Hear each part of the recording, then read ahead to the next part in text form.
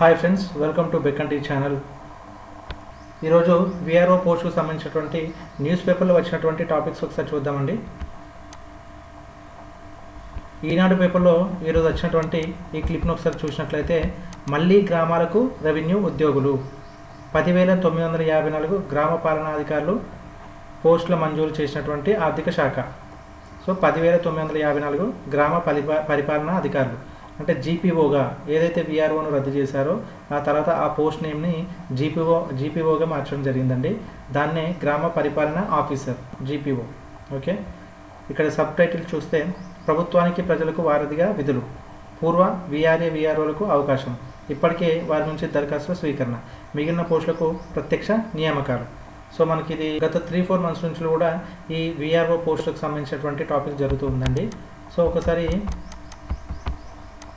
So ఫైనల్గా ఇప్పుడు దీనికి ఆర్థిక శాఖ అనేది ఆమోదించడం జరిగింది. ఇంకా వివరాల్లోకి వెళితే, గ్రామ స్థాయిలో రెవెన్యూ వ్యవస్థను పునరుద్ధరించేందుకు ప్రభుత్వం చర్యలు చేపట్టింది. గ్రామీణ ప్రజలకు సేవలు అందించేందుకు గ్రామ పరిపాలనా అధికారి పేరుతో కొత్త అధికారులను అందుబాటులోకి తీసుకురానుంది.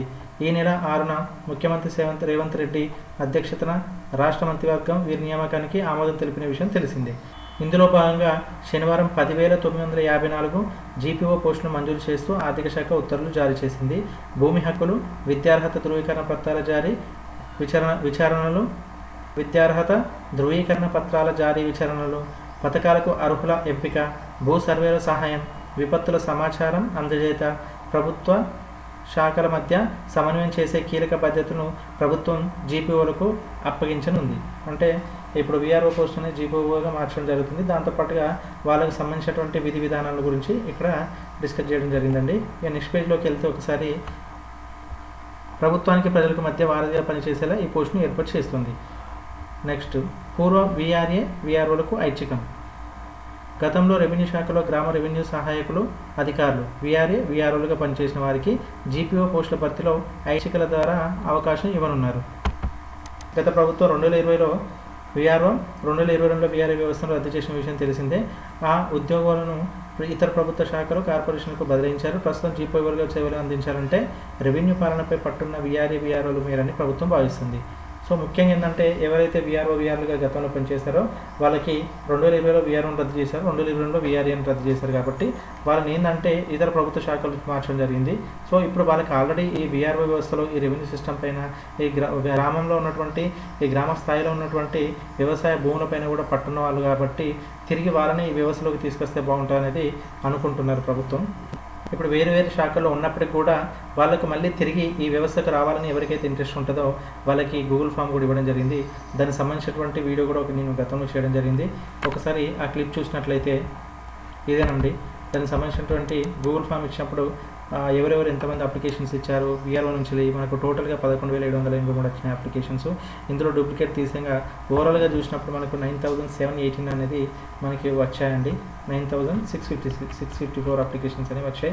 ఇందులో విఆర్ఓ కేటగిరీ ద్వారా వివిధ శాఖలోకి వెళ్ళి మళ్ళీ తిరిగి రావాలనుకుంటున్న వారు విత్ డిగ్రీ తోటి 516, ఇంటర్ తోటి 547, అదర్స్ అయితే 614 మంది ఉన్నారండి.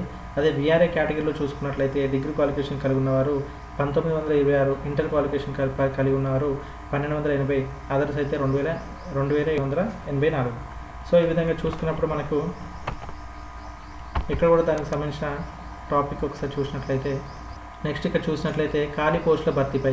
విఆర్ఓ పోస్టుల రద్దుకు ముందు రాష్ట్రంలో 7,039 పోస్టులు ఉండగా 5,175 మంది విధులు నిర్వహించేవారు. విఆర్ఓల పోస్టుల రద్దుకు మునుపు 25,750 పోస్టులు ఉండగా 20,250 మంది విధుల్లో ఉండేవారు. వీరిలో 2,500 మంది డైరెక్ట్ రిక్రూట్మెంట్ ద్వారా వచ్చినవారు కాగా 61,000 నిండిన వారు 3,767 మంది ఉండేవారు.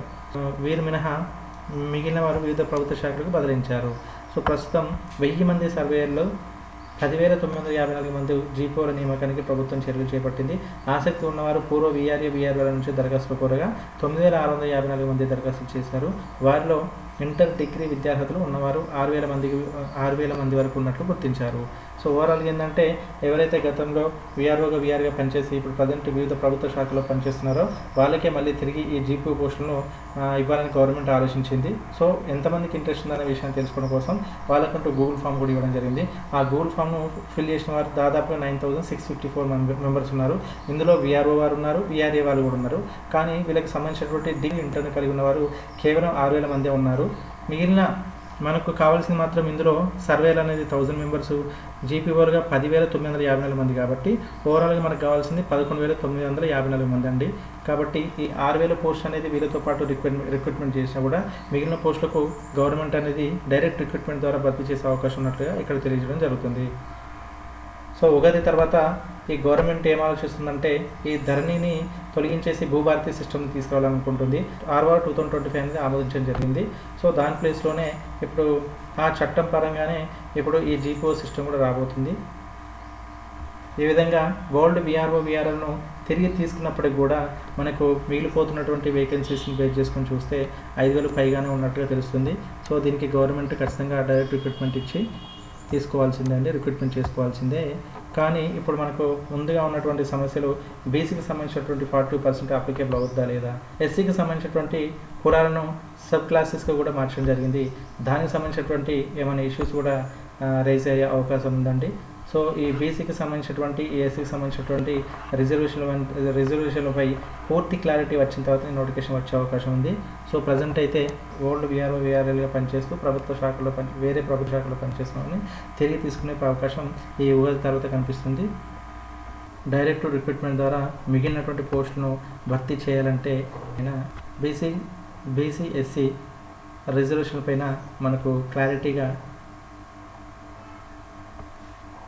రిజర్వేషన్ల పైన మనకు క్లారిటీ రావాల్సిందే. మీకు కనుక ఈ వీడియో నచ్చినట్లయితే లైక్ చేయండి. దాంతోపాటుగా ఇంకా ఇతర ఏమైనా డౌట్లు ఉంటే కామెంట్ రూపంలో తెలపండి. ఇంకా ఈ జీపీఓ పోస్ట్కు సంబంధించినటువంటి ఎలాంటి అప్డేట్ ఉన్నా నేను వీడియో రూపంలో తెలుపుతాను. Thank you for the watching.